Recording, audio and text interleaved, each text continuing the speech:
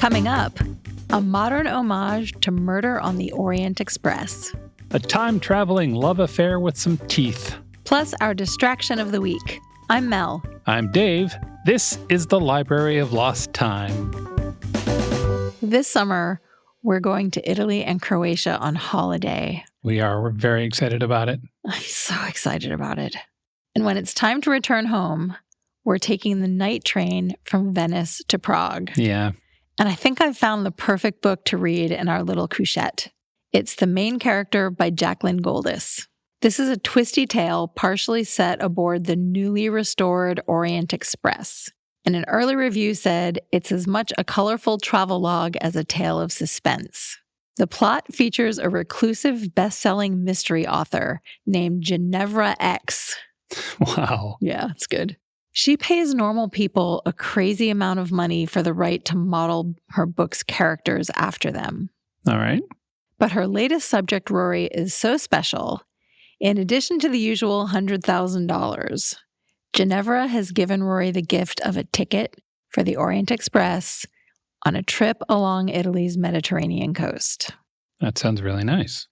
Except, of course, there are strings attached. Yeah, of course there are. Because when Rory boards the train, surprise, her ex-fiancé, her brother, and her best friend are also there. And rather than feeling celebratory, it feels sinister. Then, somebody ends up dead. Oh.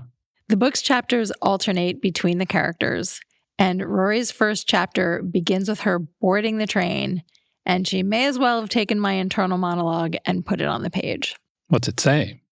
Benvenuto, says the impeccable man in the starched royal blue uniform with yellow braided trim, his white gloved hand outstretched. Behind him looms the Venice Simplon Orient Express, a glossy navy train meticulously restored. The train has long been lodged in my imagination as the setting for the most glamorous Agatha Christie novel, a place inexplicably of both fun and murder.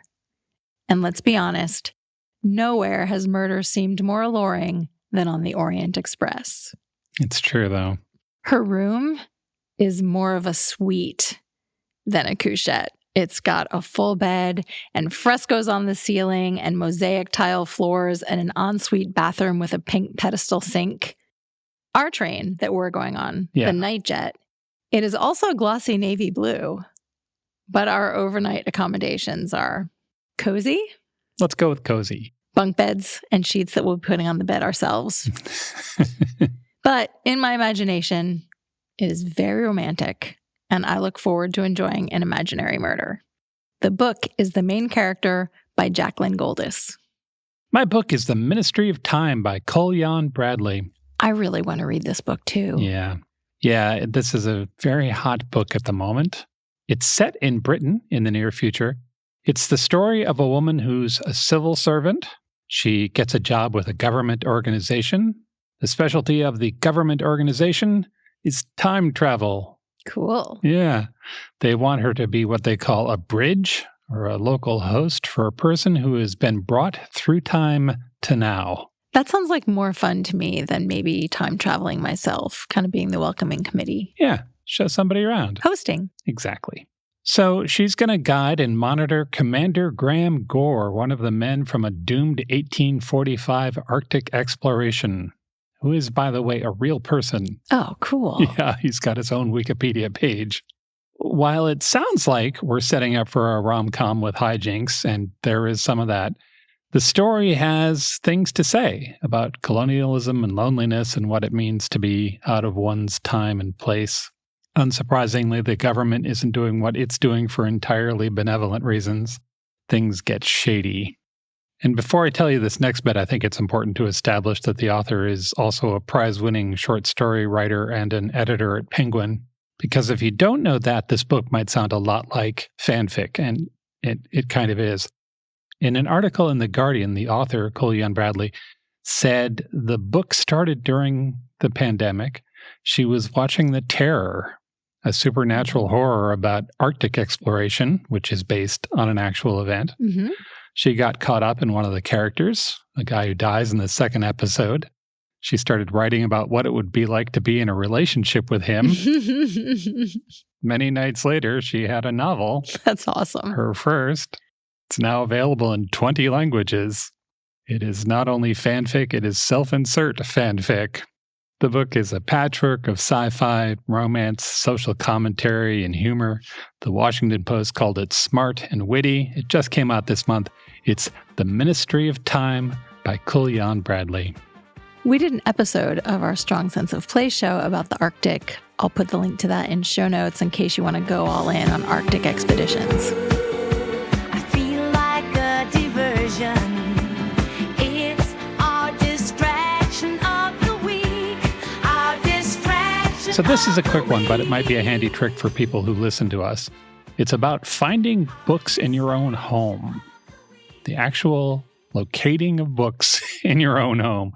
So if you're like us, you have enough books to make it tricky to remember what you have and maybe more importantly, where it is. But you can use your phone to help manage that. Here's the trick. If you have a modern phone, you may have noticed that when you take a picture of text, your phone converts that into actual searchable, copyable text. OCR. OCR, optical character recognition. The cool kids call it OCR. I think the cool kids in the 90s called it OCR. Well, guilty as charged. In my case, the OCR doesn't happen immediately, but it does eventually happen. And the trick is this. You can take photos of your bookshelves, and your camera will OCR the words on the spines of your books.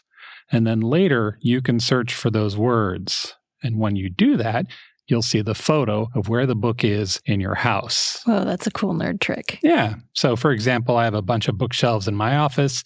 I take pictures of the shelves. One book on one of the shelves is Wolf Hall by Hilary Mantel. The camera scans the photo and it converts Wolf Hall and Hilary Mantel into text. Later, I had looked for that book, but I couldn't remember where I put it. I opened my photo app. I typed Wolf into the search bar, and it shows me the photo of the shelf where that book was. And there you go. I know I have it, and I know where it is. My only question is, how could you forget where Wolf Hall is? That's ridiculous. I need a different example.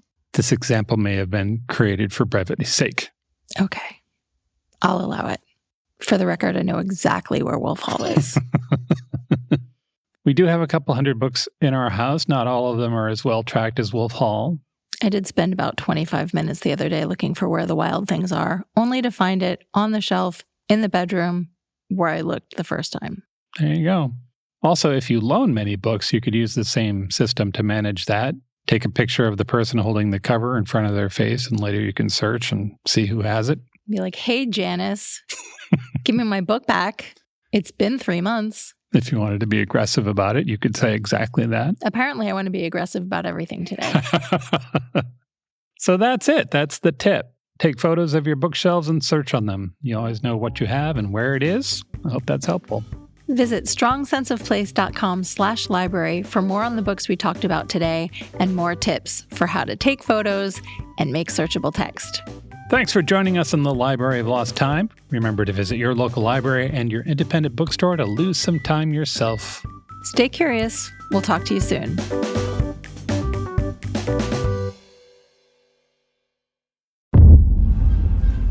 Welcome to Gotham, Jimmy. It's not as bad as it looks. DC and Realm present Our vigilante, or Batman as he's called, possesses extraordinary physical skill. DC High Volume Batman. Fear. I have to make them afraid. I shall become a bat. Look there. What the hell?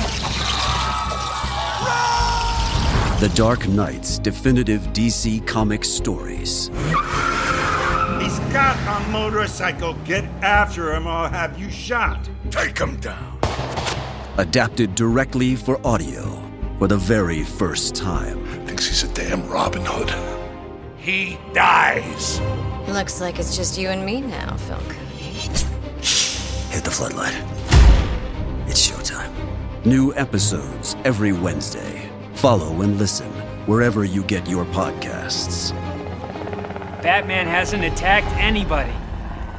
What do you mean, blow up the building?